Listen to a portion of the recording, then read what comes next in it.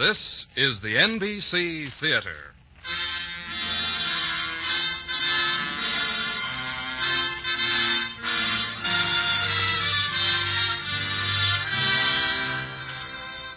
From the NBC Theater in Hollywood, an hour-length dramatization of William Faulkner's tragic novel, The Wild Palm.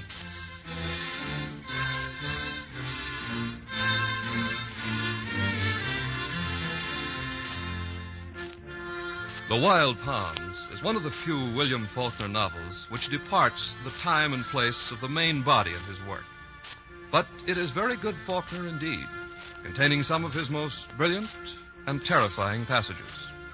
A story of two lovers, doomed as inevitably and almost as poetically as Romeo and Juliet. We bring it to you today in an adaptation for radio by Richard E. Davis of NBC. And at intermission, we bring you a recorded commentary on the works of William Faulkner by a brilliant fellow novelist, Robert Penn Warren, whose book, All the King's Men, has this year been made into a truly magnificent motion picture. Here now is The Wild Palms by William Faulkner.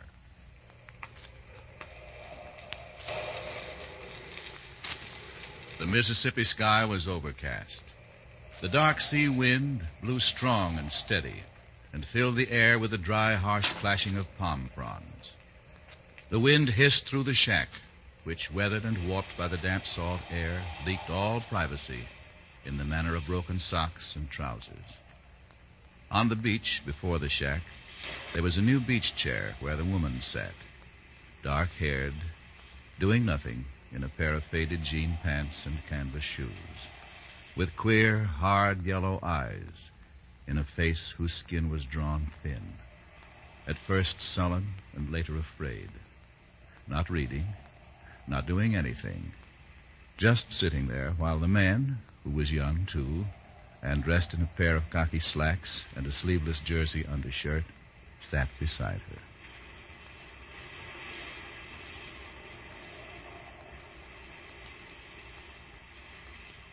What time is it, Harry? Almost supper time. It seems later. The sky has turned so dark. You want to go in now? No. No, I think I'll sit out here a while longer. I'm hurting. You've got to hurt, Charlotte. It's the pain that you've got to hold on to keep alive. Hang on to the hurt and you'll be all right. Oh, don't slip away, darling. Oh, let's not kid ourselves. I've had my day of defiance. Now I've got to pay up. I'm only holding on so you can get out of here before they come. No, Charlotte, it's still us. There is no more us, Harry. Pretty soon the hurt's going to get too big. And that's when I won't be able to hold on. And then there's just going to be you. I'll get a doctor. No. Get away from here and stay away. You promised me. Let me get a doctor. The landlord in the next shack, he's a doctor. He'll know what to do. He'll know that there's been an illegal operation, Harry. And he'll know that you're to blame. He looks like a kind man. I noticed that when he brought over the gumbo his wife made for us. A small-town doctor with a good busybody wife. Oh, Harry. Don't faint, Charlotte. Don't faint. You've got to hold on.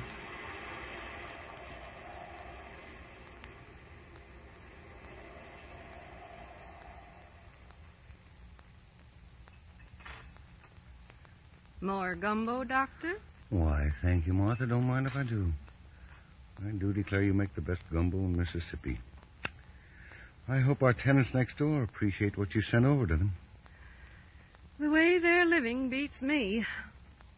That woman, sitting all day in that beach chair. What do you think makes her sit like that all day? I think she's been hurt deep. Never in my life have I seen so much hate for the race of man in a woman's eyes. Then what did she come down here with him for if she hates him? She don't hate him. She hates the race of man. Masculine. I thought you said she didn't talk. She didn't talk with me. But I see the way she's listening. She's listening the way people do when they listen to an organ dive deep inside themselves. They listen to the beat, a flag maybe. Go up and down and up and down. and then finally dying. Doctor! Doctor, open up! Open up! That sounds like the fellow in the shack. Doctor! I told you she was hurt. More likely she's cut or shot him. Doctor! I'm coming. I don't know what's been going on over there, but something tells me it isn't going to be pretty.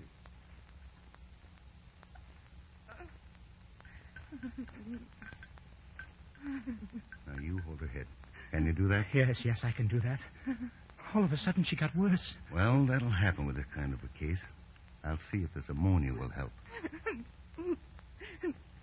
That's a girl. I think we can keep her alive till the ambulance gets here. Do you think she'll live? Does she want to live? I don't know. You're her husband, aren't you? Not the way you mean. But you told me when you rented this place that you were Mr. and Mrs. Who is this woman, anyway? Mrs. Charlotte Rittenmeyer. And who does that make you? Harry Wilburn is my name. Dr. Wilburn. You a doctor? Then, are you the man who treated this woman? Yes, I did it. But what you did was illegal. Against the law of man and God. I know it. But she didn't want the baby. Just don't try to leave here. You're going to have a lot of explaining to do when the ambulance gets here and I turn you over to the deputy sheriff. You're going to have a lot of talking to do.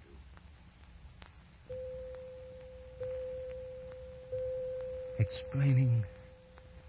How can it be explained, any of it? It all began on the night of my 27th birthday. I had 2 months to go to finish out my internship in a New Orleans hospital.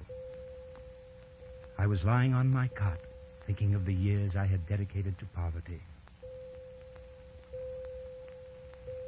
Dr. George, report to Ward 3. Dr. George, report to Ward 3. As I lay on my cot, I looked down toward my foreshortened feet, and it seemed to me that I saw there the 27 irrevocable years diminished and foreshortened beyond them in turn, as though my life were to lie passively on my back, as though I floated effortless and without volition upon an unreturning stream. I seemed to see the empty years in which my youth had vanished, the years for wild oats and daring, for the passionate, ephemeral love of adolescence which had not been for me. This I was thinking with that peace with which a middle-aged eunuch might look back upon the dead time before his alteration, at the fading and edgeless shapes which now inhabited only memory. Hiya, Harry. Oh, hello, Flint. His telegram came for you down at the desk. Here. Thanks. Well, it's from my sister. She wishes me happy birthday. Well, the same for me, Harry. You celebrating tonight? No. I think I'll stay in. No date again? Not even on your birthday? What's the matter? Don't you believe in fun, Harry? Well, to tell you the truth, Flint, I've been so darn busy, I don't know anybody, a girl, that is, I could call up for a date. Then why not come along with me? I'm going to a party. A real party down in Frenchtown. That's nice of you, Flint, but nobody invited me. Oh, it's not that kind of a party. All there'll be is a mob sitting around on the floor drinking homemade gin. I've got no dress clothes. Well, your host will probably be wearing a bathrobe. But if you want a tux, I'll borrow you one. We'll be the two fanciest Dans at the whole darn party. All right. Why not, Flint? Why not?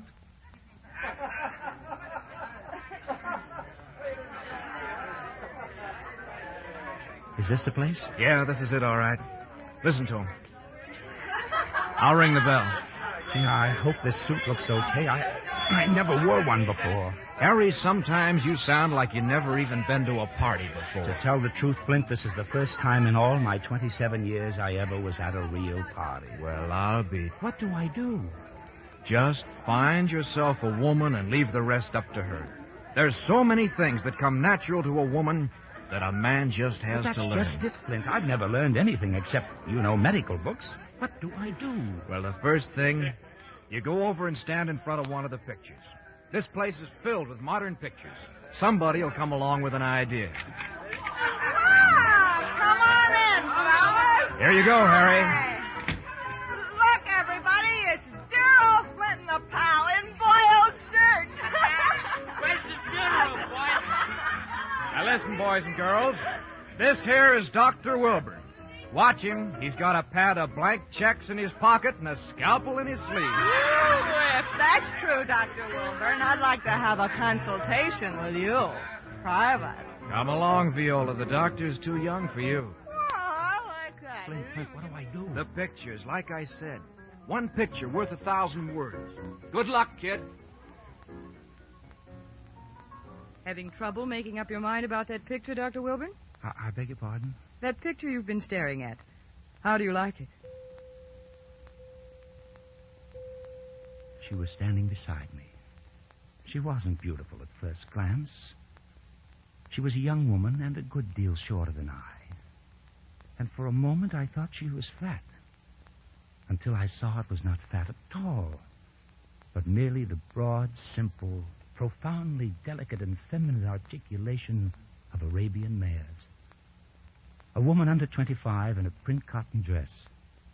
A face which laid no claim to even prettiness and wore no makeup save the painted broad mouth, with a faint inch-long scar on one cheek which I recognized as an old burn, doubtless from childhood. Having trouble making up your mind about that picture, Dr. Wilburn?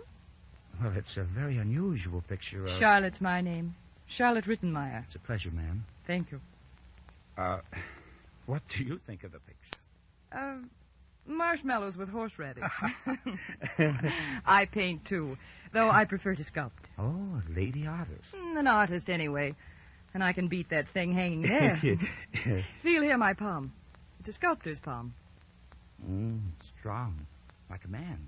That's because I work a lot in clay. And brass, too. That sounds very interesting. What do you make? Oh, I make things you can touch, pick up. Something with weight in your hand. Not poking at a piece of cloth with a knife or a brush like you were trying to put together a jigsaw puzzle with a rotten switch through the bars of a cage. You talk like a man, too. Well, I'm not. But I know a lot about men. You sound very sure when you say that. That's because all of my family were brothers except me. I like my oldest brother best, but, well, you can't marry your brother, and he and Rittenmeyer roomed together in school, so I married Rittenmeyer, and now I have 2 little girls. Oh, I didn't know you were... That I was married. Uh-huh. Would it have made any difference? Well, no, I guess not. I was just hoping that you weren't, that's all. You aren't married.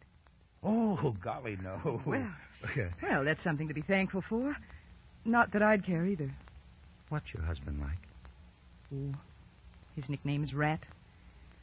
What's really important to him is that everybody calls him Rat. Rat's the nickname they give freshmen at the University of Alabama. That's his school.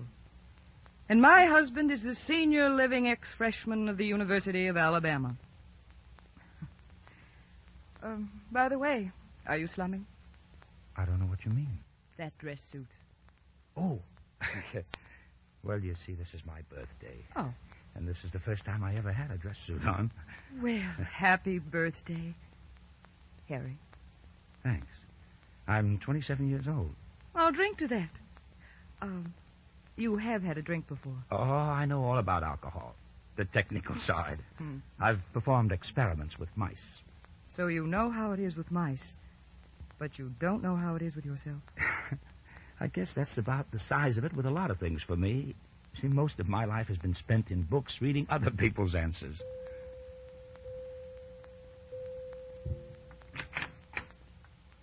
Well, good morning, Dr. Wilbur. Oh, hello, Flint. It was a good party. Welcome back among the living. Come 4 a.m., I was getting worried about you. Oh, I got along all right. I can see that. Wipe the lipstick off your nose. Huh? Yeah, where'd you 2 get to, anyway? Oh, we just went out in the garden. There was a big jasmine bush out there. Oh, you just went out in the garden. She's got a husband, Jack. I know that. And kids. She told me all about that. Did she, tell you what happens to country boys who get mixed up with married women with husbands and a couple of kids? I know what you're thinking, Flint. But she's different. Yeah. Yeah, they're all different. That's why it's so much fun. Sounds to me like you got it bad. Maybe I have, Flint. Maybe I have. I'm going to see her again today for lunch. Uh-oh.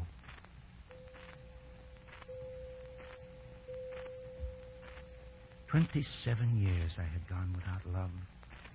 And then there was this.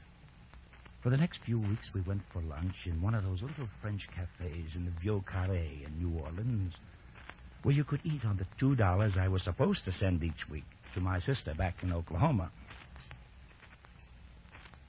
Harry. Hmm? Harry, what are we going to do about this? Well, what can we do? Oh, don't let's kid ourselves. For weeks we've known that sooner or later we were going to have to figure out what we were going to do. I don't know, Charlotte. I was never in love before. I've been. But I don't know either. Harry, I told Rat. Told him? About these lunches and about how I've been meeting you. I suppose he was angry. No. No, but he said no divorce, and he means it. I even offered him ground. Charlotte, well, what else could I do? Wouldn't it have been worth it? Yeah, but he said no soap. If he had, what would it have done to your children? I wasn't thinking of them. I mean, I've already thought of them, so now I don't need to think of them anymore because I know the answer to that. And I know I can't change that answer. And I don't think I can change me. Because the second time I ever saw you, I learned what I'd read in books, but I had never actually believed. That love and suffering are the same thing, and that the value of love is the sum of what you have to pay for it. And any time you get it cheap, you've cheated yourself. So I don't need to think about the children. I settled that a long time ago. I was thinking about money. Charlotte, I haven't got a cent. If I did, we could go up to Chicago. For 2 years, ever since I came to the hospital, every week for 2 years, I've been sending my sister a money order for $2 and no cents. And to do this, I can't even buy cigarettes. So that's that. All of it, huh? The end of us. I don't know. I'll figure out something. Listen, tell me again that you haven't got any money. Say it. Hmm? Give me something that I can accept as the strong reason we can't beat. Even if I can't believe or understand that it could be just that. Just money and not anything but just money. Come on and say it. I have no money. All right. All right, it makes sense. It must make sense. It'll have to make sense. Now you can take me home. No, put me in a cab and send me home on my money. You pauper. The cab went on fast. It disappeared almost at once, although I was not looking after it. The opposite direction was mine. I started walking along the curb, and after a while I came to a trash bin sitting on the curb edge. And there, resting in the mass of discarded newspapers and fruit skins, was a leather wallet. It held 5 stubs of 5 pari-mutuel tickets from Washington Park, a customer's identification card from a National Gasoline Trust, and another from a BPOE lodge in Longview, Texas, and $1,278 in bills. $1,278. And the next day we left for Chicago. Rat came to the train with Charlotte, and there we were. The husband and the wife, he in the conservative, unassertive dark suit, the face of a college senior revealing nothing, lending an air of impeccable and formal rightness to the paradoxical act of handing the wife to the lover, almost identical with the mumbo-jumbo of father and bride at a wedding in a church. She stood beside him watching the train slide in with that instinctive proficiency in and rapport for mating even of innocent and unpracticed women. That serene confidence in their amorous destinies, like that of birds on their wings. An utter and complete faith in airy and fragile and untried wings. The airy and fragile symbols of love, which in taking flight, they repudiate. The 3 of us stood at the door of the coach. Harry, Rat's coming with us as far as Hammond. Go in the coach, Charlotte. Go in and sit down there. Well, you don't have to push me, Rat. Remember now, Charlotte, if I don't hear from you by the 10th of each month, I'm going to give the detective the word. Yes. And no lies, Yes. see? No lies. Nothing to lie about, Rat. I want to talk to you, Wilburn. You can stay right here on the platform. Goodbye, Rat. I'll be in the coach, Harry. Listen, Wilburn. If any harm comes to her, if you're not on the square with her, I'll know it. If I don't hear from her by the 10th of every month, I'm going to give the detective the word to go ahead. Send him out to Chicago. And I'll know lies, too, see? I see. She wouldn't take any money, so here. What's this? A cashier's check for $300 payable to the Pullman Company of America and endorsed, as you'll notice, for one railroad ticket to New Orleans, Louisiana. I was going to do that with some of my money. Well, if it's ever cashed and returned to the bank and no ticket bought with it, I'll have you arrested for fraud. You mean you want her to come back? You'll take her back? I ought to sock you.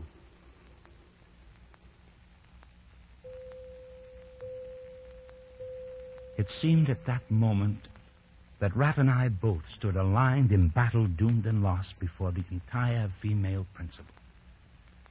I took the check and went to sit beside Charlotte in the coach. Where are we now, Harry? On our way to Chicago, north. I mean, the place, this minute. Oh, on a trestle on the water, away out between Murray Pass and Pontchartrain. A lot of water, all swamp-bound and no horizon in sight. I love water. That's where to die. That's where I'd like to die. In the water. Not in the hot air above the hot ground. To wait hours for your blood to get cool enough to let you sleep, and even weeks for your hair to stop growing. The water. The water to cool you quick so that you can sleep. To wash out of your brain and out of your eyes and out of your blood all that you ever saw and thought and felt and denied. Darling, let's look ahead to the new life we both believe in. Now is the honeymoon. Oh, listen, it's got to be all honeymoon. Always and forever and ever until one of us dies. It can't be anything else. Either heaven or hell. No comfortable, safe purgatory between for you and me to wait. Wait until good behavior or shame or repentance overtakes us. So it's not me you believe in, put trust in. It's love. Not just me, any man, and love. Yes, it's love. They say love dies between two people. Oh, that's wrong. It doesn't die. It just leaves you. It goes away if you aren't good enough or worthy enough. It doesn't die. You're the one that dies. I've got to get used to love, Charlotte. You've got to give me time. I've never tried it before. You see, I'm 10 years behind myself. Yes, Harry, but you're getting used to it. You stole the money we've got now. Wouldn't you do it again? Isn't what we've got now worth it?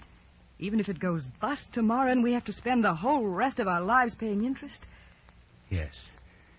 Yes, only it's not going to bust tomorrow, nor next month, nor next year. Nor ever. Not as long as we're worthy of keeping it. Good enough and strong enough. Worthy enough to be allowed to keep it. Keep it. Oh, that's what we're going to do, Harry. And that's not a sin. Oh, it can't be a sin.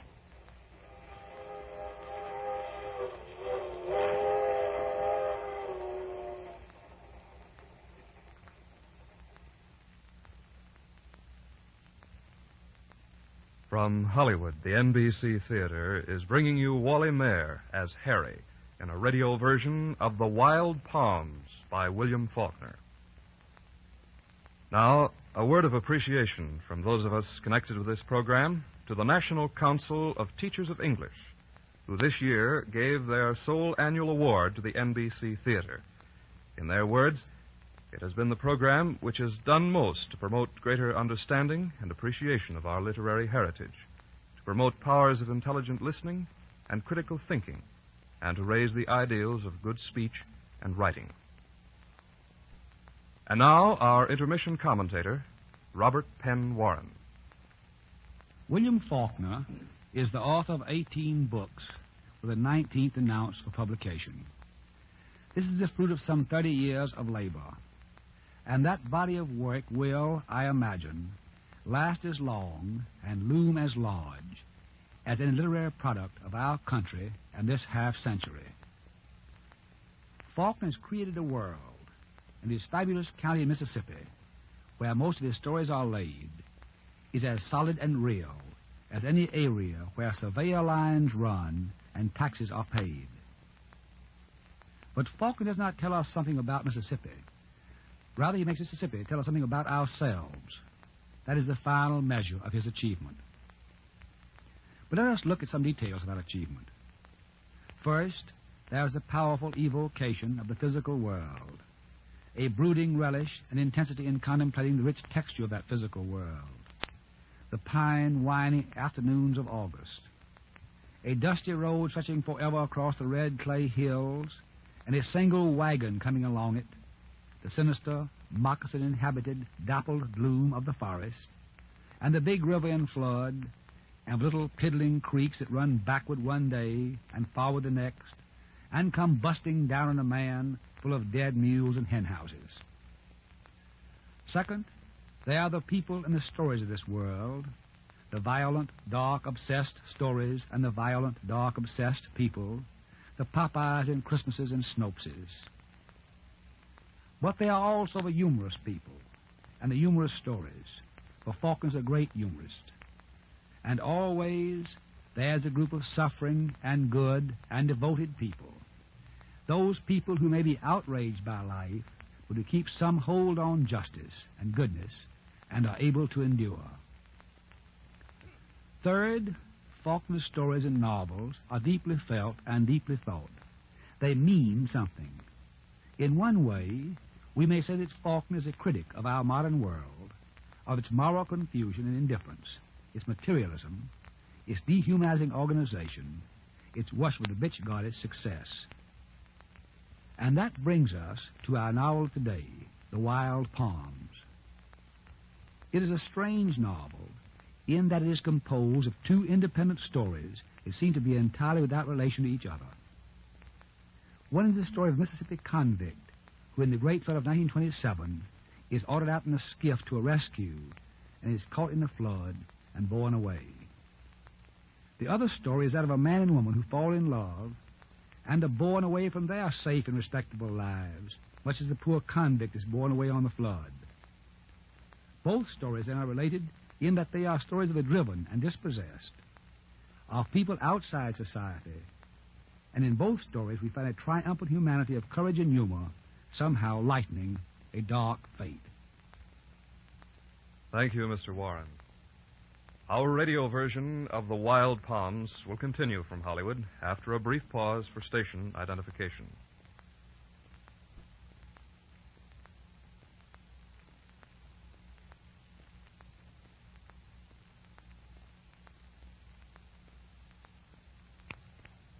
When we got to Chicago, Charlotte took over the problem of finding us an apartment. I don't know what it is about women that makes them so efficient in the domiciling of an affair. Not thrift, not husbandry, but something far beyond that. A completely infallible instinct, a completely uncerebrated rapport. And they all believe they can take Lothario himself and trim the very incorrigible bachelor's ringlets which snared them into the seemly decorum of Monday's hash and suburban trains. Harry, I found it. Found what? An apartment, a studio apartment where I can work, too. So wait a minute. What is this work to? Well, Harry, you don't think that $1,200 will last forever. Well, we seem to be doing pretty good. There's always the day of reckoning. And for us, that day comes on the 15th of September. And on that day, we won't have any money left. I guess maybe you're right. But you see, I'm 10 years behind myself. You just wait till I get used to love. I'll think of something. Oh, you think a lot, don't you, Harry? I do. And the fact is... Now, please, please don't laugh at this. But I was thinking that as long as I don't have a license to practice medicine here in Chicago, I might try to do a little writing about some of the things I've been thinking about. Why, Harry, I think it's wonderful. Oh, not that I take it seriously, you understand, but I thought... Well, you know, they say write about something you know about. So I thought I'd write about love. That was the beginning of our life in Chicago. I rented a typewriter and began writing fiction.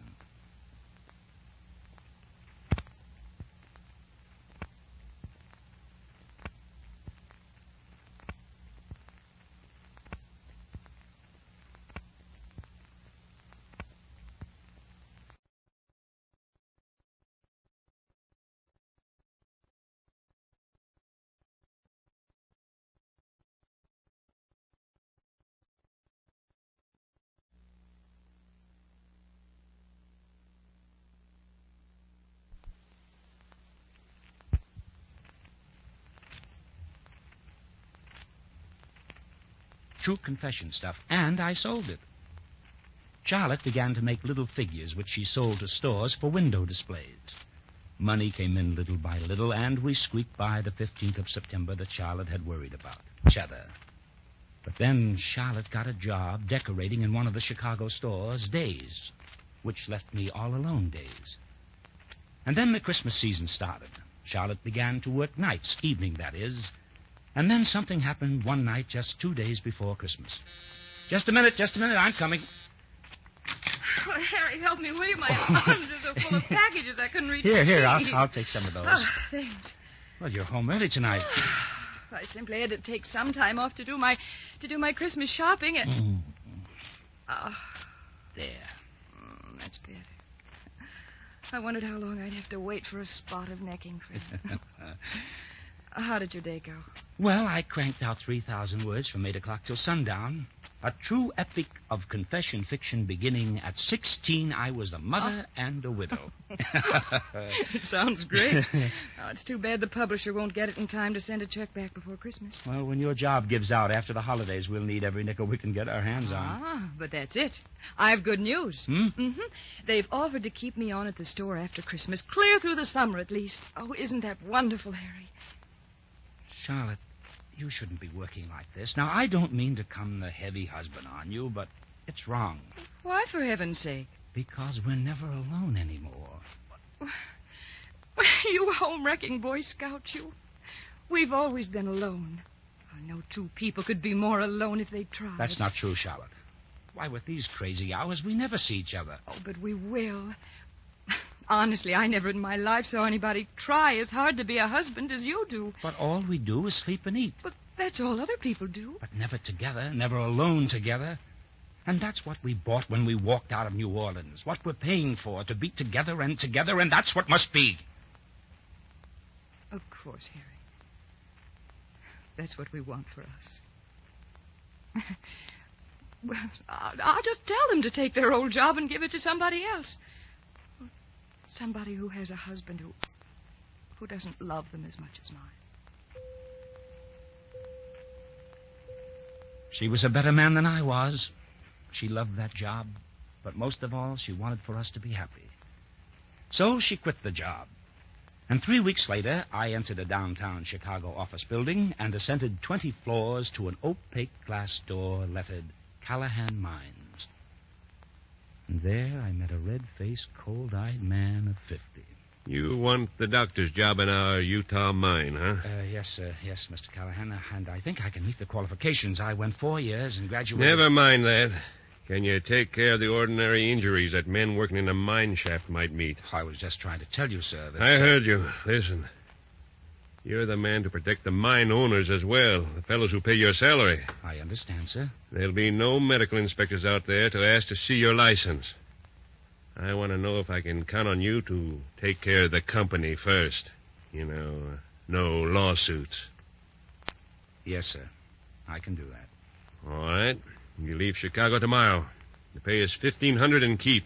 Well, that's not much, Mr. Callahan. I've got a good degree. Then you don't want this job. This job is nowhere near up to your qualifications and your deserts. Good day. I said good morning. If you'll give me transportation for my wife, I'll take the job. You're on, Wilbur. There's a train leaves Chicago for Utah tomorrow night. Be on it. So we made ready to leave the apartment in Chicago where we had lived all those months. And in our leaving left no other mark of all of our time of living and loving other than cigarette scars on the table. No mark of the worthwhile believing in relationship that we were trying to build. And when the time came to go, a friend came by for us. McCord, a young fellow who knew one of Charlotte's brothers in New Orleans. McCord was one of those pleasant young fellows called good guys. And Charlotte and I liked him very much. He came by in his car and drove us down to the station.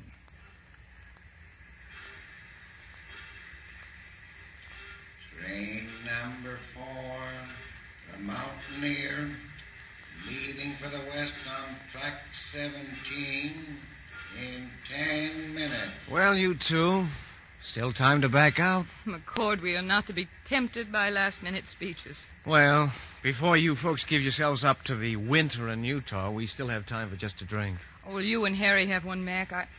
I'm no good at farewells. Charlotte, could I have a kiss from you before you go? Why, sure, Mac. I'll make it one for the road. Oh, only I'm the one that's going down the road, eh? Goodbye, Mac. Keep punching, kid. I'll be along in a couple of minutes, Charlotte. Charlotte took that pretty seriously. Oh, I'm sorry, Harry. I didn't mean that. I just wondered what it was with you. Well, it was that for a second there, I knew I'd never see her again. Oh, how about that drink? What'll it be, gentlemen? Ryan water. Yeah, same for me. Very well, sir. Well, what's eating at you, Mac? Oh, I wish I knew what it's all about. You're leaving Chicago this way. Here you're making fair money, and Charlotte has a good job. You had a nice place to live in, and then all of a sudden you quit it. Make Charlotte throw up her job and start out in February to live in a mine shaft in Utah. Listen, Mac. Charlotte taught me a long time ago that the best thing in life was to live for the short time you're alone. Breathe, be alive, and know it. So why go all the way to Utah to breathe? What's wrong with Chicago? We're getting respectable, and we don't like what it's doing to us. It's respectability that makes chiropractors and clerks, bill posters and motormen and pulp writers of us all. But you were doing all right, Harry. Mac, I had tied myself hand and foot in a little strip of ink ribbon. Daily I watched myself getting more and more tangled in it like a roach in a spider web. And all the while, we thought we were going great guns. Now, what changed your minds? I got afraid. Well, you had love and money. What was there to be afraid of? Because money you can't depend on. And there's no place in the world for love today. Mankind has eliminated it. Oh, it took us a long time, but man is limitless and resourceful in inventing, too. And so we've got rid of love at last. Why, if Jesus returned today, we would have to crucify him quick in our own defense to justify and preserve the civilization we have worked and suffered and died and shrieking in rage and impotence and terror for 2,000 years to create and perfect in man's own image. So if you know that's true in Chicago, it's true in a forsaken mine shaft. The city was part of what was being done to us. Living the way we had to, starving would have been nothing. It could have done nothing but kill us. What we had was worse than death or division even. It was the mausoleum of love and... well, we chose to get out. But out of the frying pan, what next? So let the next move be up to them. I am vulnerable in neither money nor respectability now. So they will have to find something else to force us to conform to the pattern of human life, which has now evolved to do without love, to conform or die. So I'm afraid, McCord, because they're smart, shrewd, or they'll have to be. If they were to let us beat them, it would be like unchecked murder and robbery, Mac. Well, then you can't beat them. Of course we can't beat them. We're doomed. That's why I'm afraid. Train number 4, the Mountaineer, leaving for the west in 5 minutes. Will you give me your blessing? You can take my curse.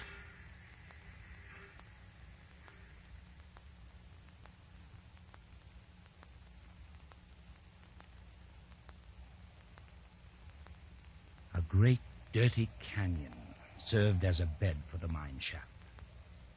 On one wall, a half a dozen houses made mostly of sheet iron and window-deep in snow clung. The canyon was not wide. It was a ditch, a gutter. It soared, swooping the pristine snow, scarred and blemished by and dwarfing the shaft entrance, the refuse dump, the few buildings. Beyond the canyon rims, the actual unassailable peaks rose.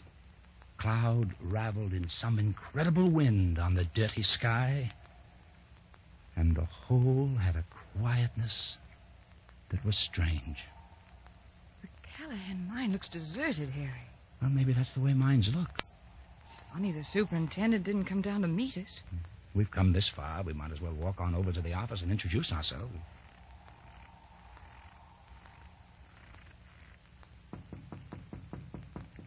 Come in. Are you the superintendent? That's right, stranger. You mind closing the door? Well, what can I do for you, mister? I'm Dr. Wilburn, and this is my wife, Charlotte. Pleased to know you. This is Mrs. Buckner. How'd you do? Hello. I'm Bill Buckner. Glad to see you, sir. You and the missus picked a bad day to travel, didn't you? Well, Mr. Callahan said he'd get out of here right away. Callahan? Mm-hmm. You mean he sent you out here? That's right. He hired me in Chicago. Well, I'll be... Sent you out here. You hear that, Billy? Well, what's so funny? Oh, it isn't a doctor we need. I don't understand this. Callahan said you need a doctor because you had a lot of Chinese workmen and... The Chinese are gone. And Italian workmen. Gone, every last one of them.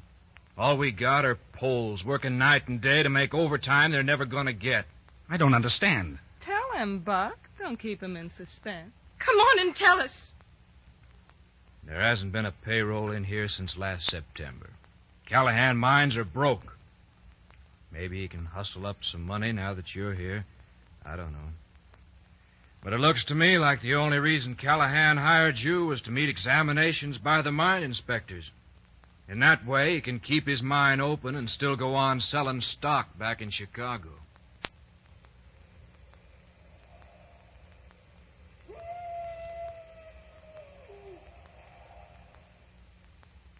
Reach over and turn up the stove, will you, Harry? Yes, sure.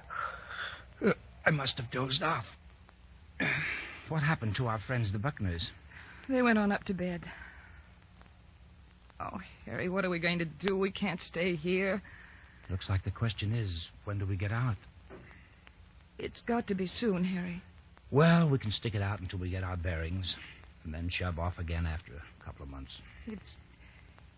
It's got to be sooner than that, Harry. What do you mean? Oh, put your arms around me, Harry. Hold me. Hold me. What's wrong, Charlotte? What's happened? Oh. Believe me, Harry. I'd give anything if only it hadn't happened. But now it has. Darling, what are you trying to say? There's a baby on the way. Charlotte. I didn't mean for it to happen. When? When will it be? In the summer. It can't be, Harry. I don't want it. Of course we want it. No. We choose our lives in the way we live. There can never be any children. But it'll still be you and I, Charlotte. A baby can't change us. We don't know. We can't be sure of that, and I don't want it. And you've got to do something about it. What are you getting at? What are you suggesting? Call it what you like. You're a doctor, Harry, and there must be something that you can do. Now, listen. Don't you ever think about that. There are some things a doctor... Don't be a Boy Scout on me now, Harry. Now, listen to me, Charlotte. You're upset now, dear. All women are, but they get used to the idea. I don't want to get used to the idea. And that's why you've got to do something about it. What you're suggesting is murder. But it's different. You're a doctor. No decent doctor in his right mind would listen to what you're suggesting. Oh, Charlotte, darling, we'll go where it's warm, Charlotte. South, you can have the baby. I've already had 2. I don't want this one. Don't say that. Children hurt too much, Harry. Not in the being born, but in the living. You've got to do it, Harry.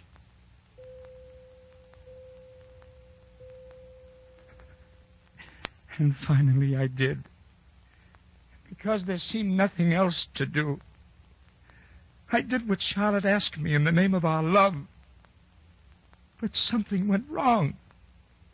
In the great doom-black tent in which we'd crawled, 2 people in search of happiness, something went wrong.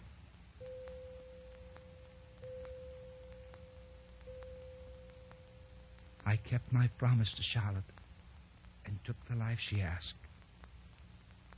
And in the taking, I marked the one I loved to follow the unlamented, unborn.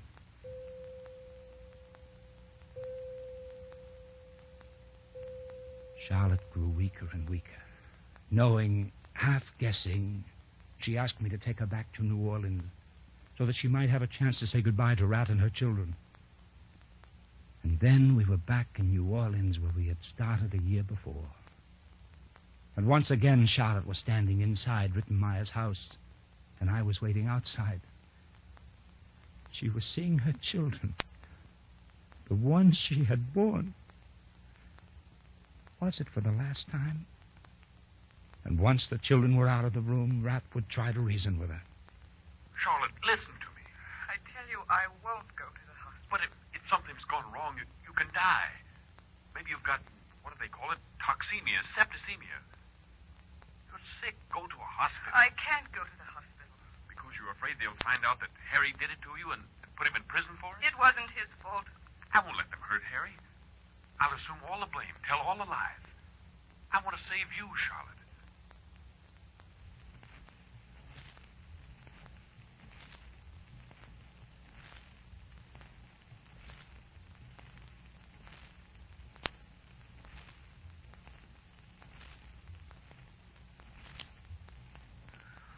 We're going away. Harry and I are leaving New Orleans. When? This afternoon. We're going to a village on the Mississippi coast. There are doctors and hospitals here that can help you, Charlotte. Why are you going away? Sit in the sun until I get better. But if you don't get better? Then I'll sit in the sun.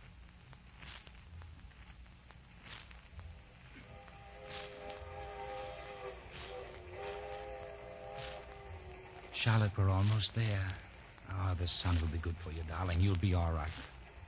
Do you love me, Harry, a lot, an awful lot? You know that I do. Then listen. If we're going to get it.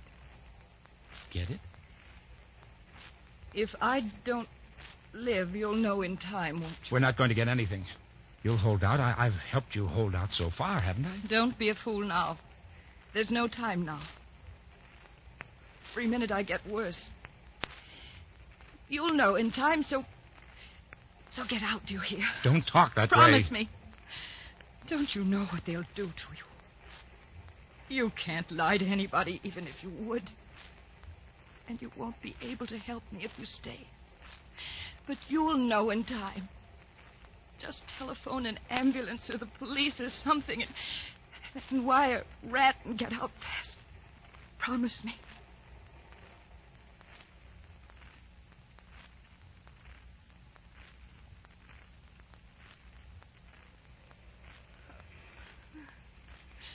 Harry. Charlotte.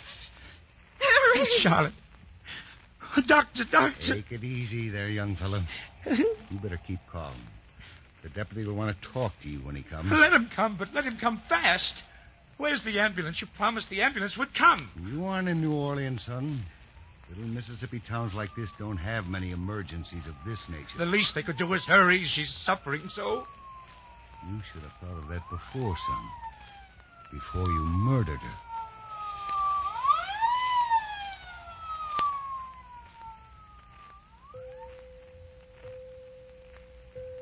The siren came, and the ambulance appeared, and the deputy, with the indelible mark of 10,000 Southern deputy sheriffs, the snapped hat brim, the sadistic eyes, the slightly unmistakably bulged coat, the air not swaggering exactly, but of a formerly pre-absolved brutality, who snapped the handcuffs on my wrist and supervised Charlotte's loading into the ambulance by the intern, who didn't do a thing for her but took her name and age and birthday in triplicate and asked me instead of going first to jail, would I like to go to the hospital and wait while the doctors tried to save the life of Rittenmeyer.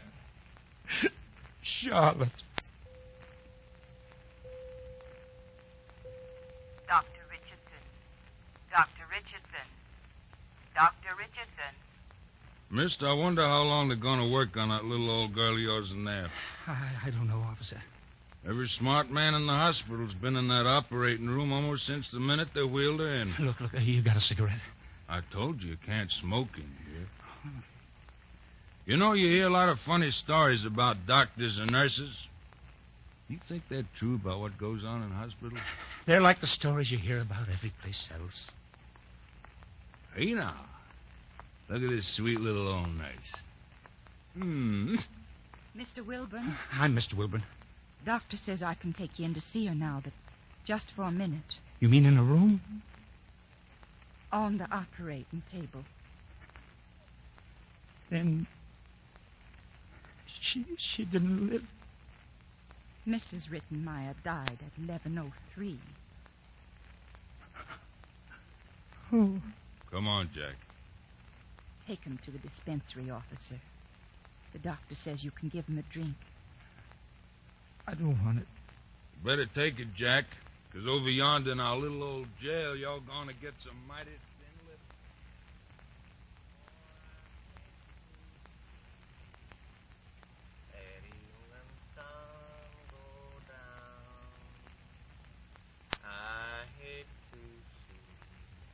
Quiet!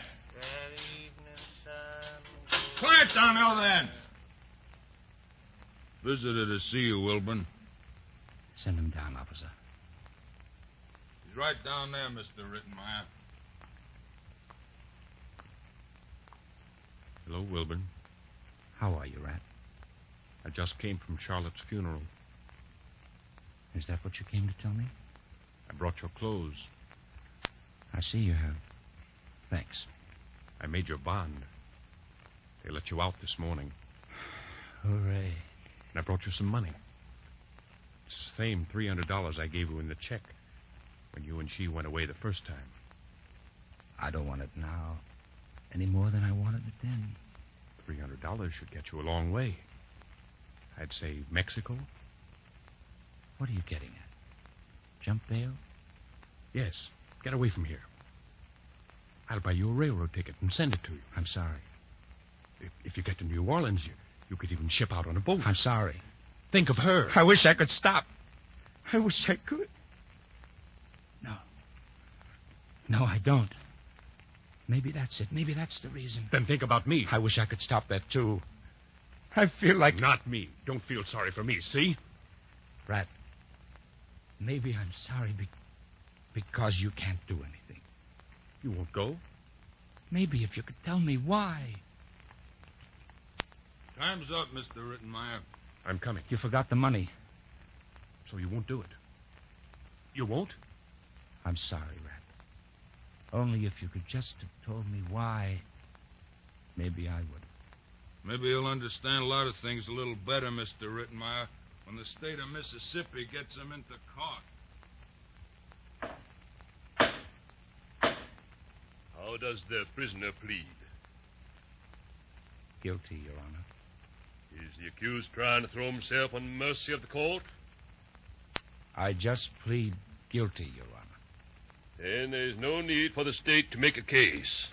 I will instruct the jury to... Kill him! Kill him! Who is that man?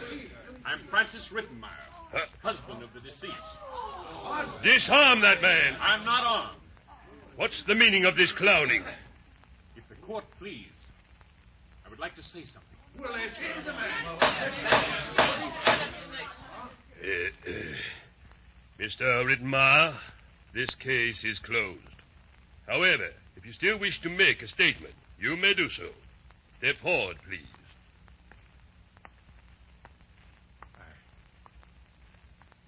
I would like to make a statement. I wish to make a plea for mercy for this man. You what? You what? A plea. I would like to make a plea for mercy. Mercy for this man who willfully and deliberately sent your wife to her death? Quiet! I'll clear the court. I'll clear the court. Sit down, Mr. Rittenmeyer. I'll get you protection out of town. I don't want protection. Maybe you'll need it. Now sit down.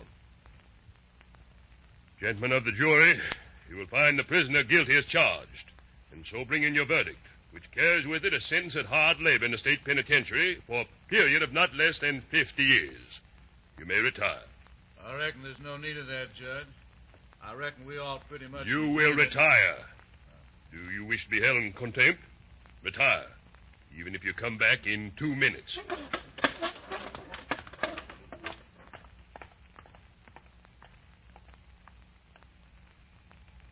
Oh, I hate to see that evening sun go down. I hate to see... The Mississippi wind blew soft and dark through the palms that clashed in the dull of early after sundown dusk, bringing with it the smell of swamps and wild jasmine, blowing on under the dying west and the bright star. It was night. Hello, Wilburn. Huh? Oh, Rat, I didn't see you standing there. The deputy let me in. I brought you something. Money? No, a package. A little package. Here, take it. Rat, you just won't give up, will you? What is this stuff? Cyanide? 50 years is a long time. I won't use it, Rat. But I thank you. I thank you, Rat. I'm not doing it for you. I'm not doing it for you. I'm doing it for her. And so it is for this that I am living. But while I am, there is memory to think about, forever and inescapable, so long as there is flesh to respond to memory. And if memory exists outside the flesh, it won't be memory, because it won't know what it remembers. So if she became not, then half of memory became not. And if I become not, then all remembering will cease to be. And between grief and nothing, I will take grief. You have been listening to The Wild Palms, an NBC theater production of the William Faulkner novel. The Wild Palms is available in a Signet book reprint. If you wish to increase your knowledge and appreciation of literature, we suggest you might enjoy the college-supervised courses now being offered in connection with the NBC Theater. For full information, write to NBC Theater in care of one of the following universities or colleges: the University of Louisville, Louisville, Kentucky; the University of Tulsa, Tulsa, Oklahoma; Kansas State Teachers College, Pittsburgh, Kansas; Washington State College, Pullman, Washington; the University of Arizona, Tucson, Arizona; Texas College of Arts and Industries, Kingsville, Texas; or Brooklyn College, Brooklyn, New York. You also have a chance to win a set of the famous Encyclopedia Britannica. Several of the universities and colleges offering these courses are giving the encyclopedia as prizes to the students doing the best work. Enroll in a supervised course, and you may be one of the fortunate ones to win the Encyclopedia Britannica.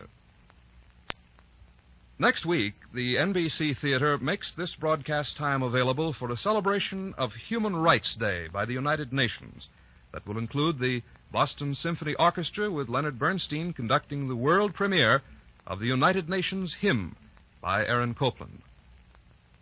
Be with us again at the NBC Theater on December 18th for a first radio production of Thomas Wolfe's wonderful novel, You Can't Go Home Again.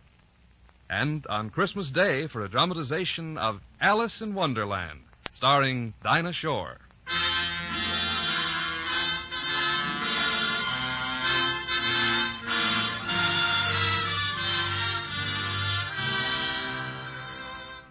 The Wild Palms was adapted for the NBC Theater by Richard E. Davis. Wally Mayer was featured as Harry. Lynn Allen was Charlotte. Gloria Ann Simpson was Martha. Jim Nusser was the doctor. Helen Andrews, the nurse. Glenn Denning was Flint. Ann Diamond was Viola. Tom Charlesworth was Rat. Nestor Paiva was Callahan. Clark Gordon was McCord. Shep Mencken, the deputy. And Gain Whitman, narrator. Your announcer, Don Stanley. Our intermission commentator was Robert Penn Warren, whose commentary was recorded. The director of the NBC Theater is Andrew C. Love.